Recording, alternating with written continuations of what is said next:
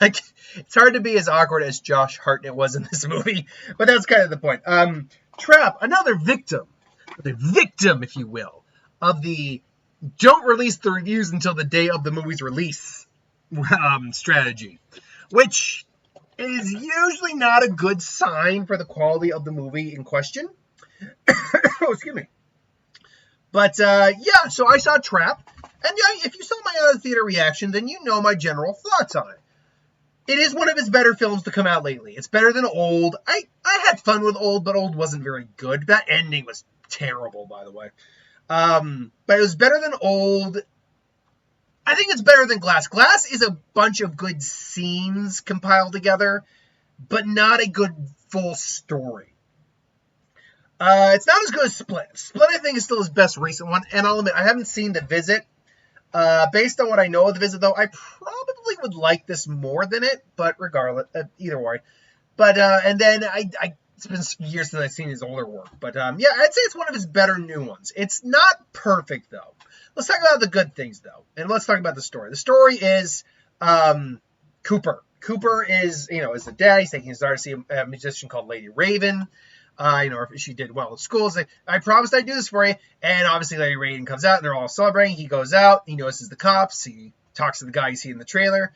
And it's revealed that there's a serial killer, the Butcher, is here. Well, as we see in the trailer, he is the Butcher. And right out the gate, the twist, a lot of us were kind of thinking on is maybe he's not the killer. But no, the second trailer very much proved, yes, he is the killer. So the question then becomes, what is the actual twist among anything else? Does he get out? Does he get away with it? And everything going, and like his methods of doing that. So let's talk about the good first. First and foremost, the standout in this movie is Josh Hartnett. Josh Hartnett is one of those guys. I actually got IMDb up right now. Let me get his filmography up here, because he disappeared from Hollywood for a while. He was really big in the early 2000s. Really big in the early 2000s. Like late 90s, early 2000s. And then he just, late 90s, early 2000s. And it's not that he ever, he was in 30 Days a Night. It's not that he ever really went away. It's just he started taking less big roles, because he started out with things like The Faculty, Halloween H2O. Let's see here. Pearl Harbor was a big one. Black Hawk Down, 40 Days and 40 Nights. I remember that comedy. Hollywood Homicide, Sin City, the customer is always right. Interesting. Oh, that's a short, because he was in Sin City. That's right, Sin City. So he was making a name for himself, but he never really became an A-list star.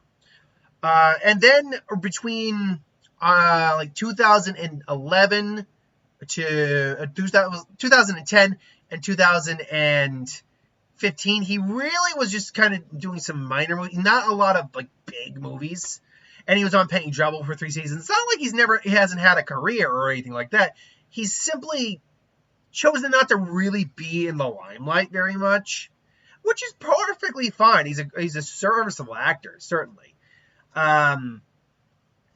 So between The Bear, him showing up on that TV series, Oppenheimer, which he was in there, Operation Fortune, which he starred in, and Trap, he's been slowly kind of coming in a bit more of the limelight. And I always liked him as a performer. We talked about how Jan Michael Vincent, we were just watching the original Mechanic last night with me and my dad and my girlfriend. And Jan Michael Vincent has a bit of a Josh Hartnett vibe to him, or vice versa in this case, and we think it's the eyes. And he's the stand-up. He steals the show.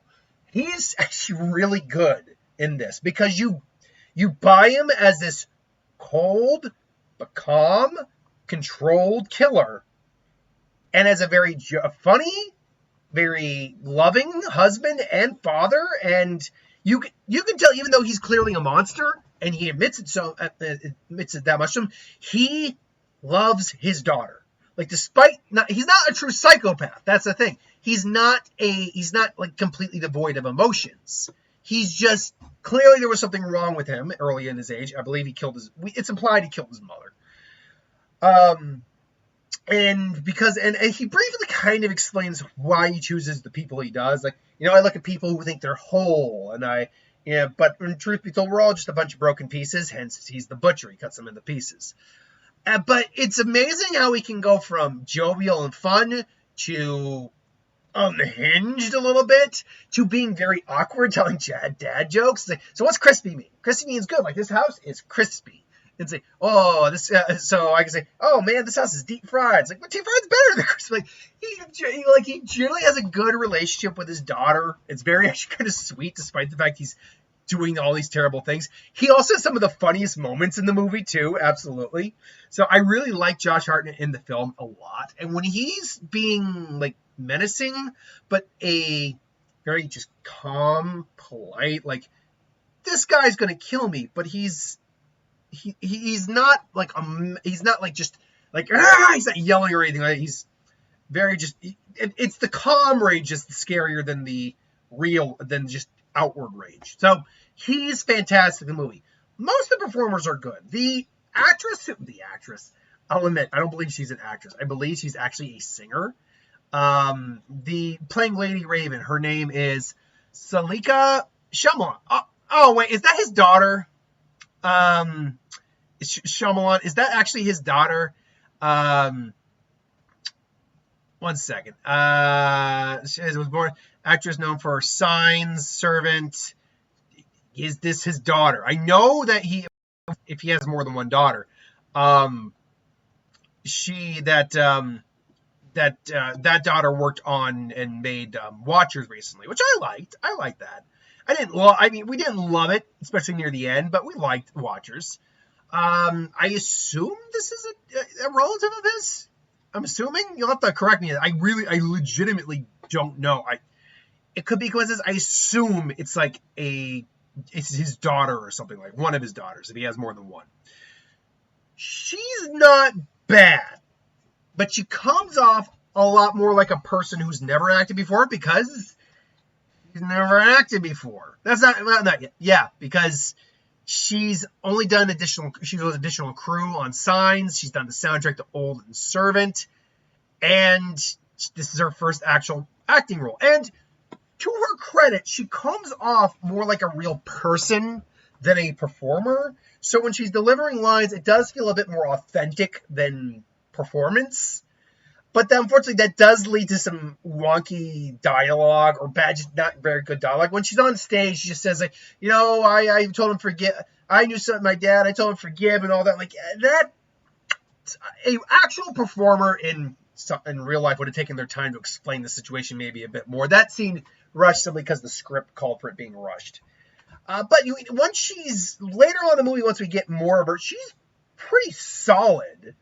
The line delivery could use a little work, but she's never acted before. So you know what? For someone who's never acted before, I didn't think she was that bad. Ironically, the music's actually very nice too. I also like the cat and mouse aspect of it. The tension of him trying to figure out how to get out of this, how to one up the cops, how to make it so his daughter doesn't find out. I like all of that, but this kind of leans into some of the negatives. And the biggest negatives I have are for I'm not going to lie. How long was this movie again? 1 second. This movie, nope, we're still on her page. I need the length of the movie, please. The movie it felt longer than it needed to be. It felt long. 1 hour and 45 minutes. This did not feel like 1 hour and 45 minutes. This is where Shyamalan struggles a lot. Pacing is a problem in this movie.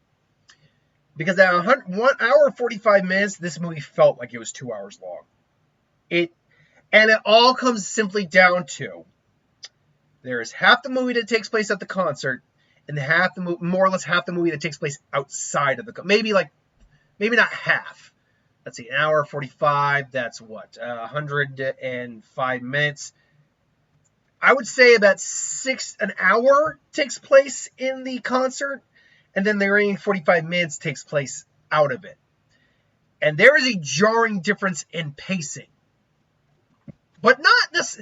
It's not necessarily bad because I do like this pacing. In fact, I pretty much kind of like everything that's going on after we get out of the concert. But the problem is, it feels like a different movie at that point. No joke, it feels like Red Dragon. And what do I mean by that? Without going into too much spoilers, there's like multiple fake out endings almost. Like the movie could have ended here. The movie could have ended. Like let me just stop for a moment. The movie could have ended in one spot. It then could have ended in another spot. It then could have ended in another spot. It then could have ended in another spot. It could have ended 6 different times.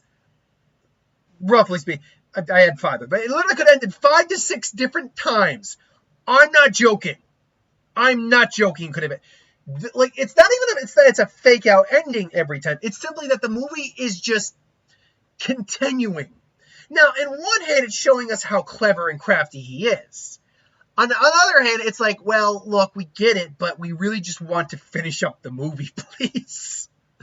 Like, just give us an ending. Just give us an ending.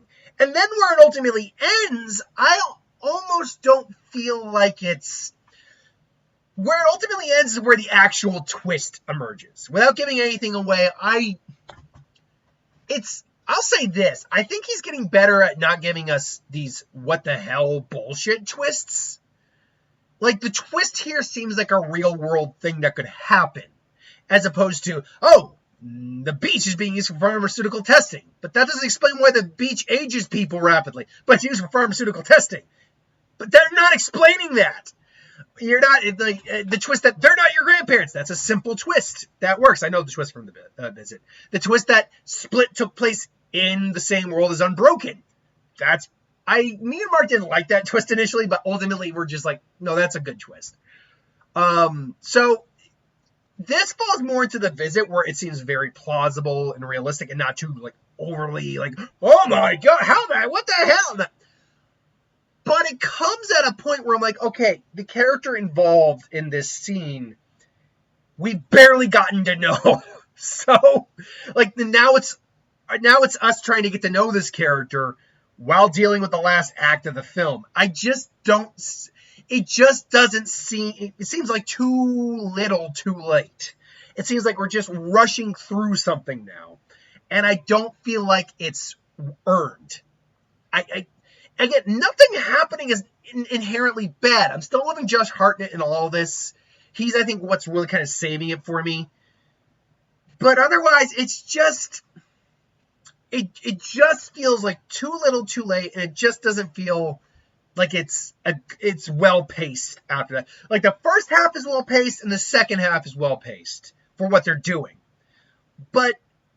once you get into the second half, the pacing shifts so much that the pacing just feels like it's taking us too long. That's why at 1:45, it feels more like a 2-hour movie. Because you just changed the pace up all of a sudden. In my opinion. So, did I like the movie? Yes, I liked the movie. I don't think I'd watch it again unless my girlfriend had any vested interest and we'd watch it on streaming or something like that. But I enjoyed the movie. I think I had a good time. I would give it a thumbs up, thumbs down world. I'd give it a thumbs up. Absolutely I would. But... is it a perfect film? No. Is it a film I'll be rewatching anytime soon? Probably not. Is it one of his better films to come out recently? Yes, I would say that as well. So, I like the film. It's got issues, though.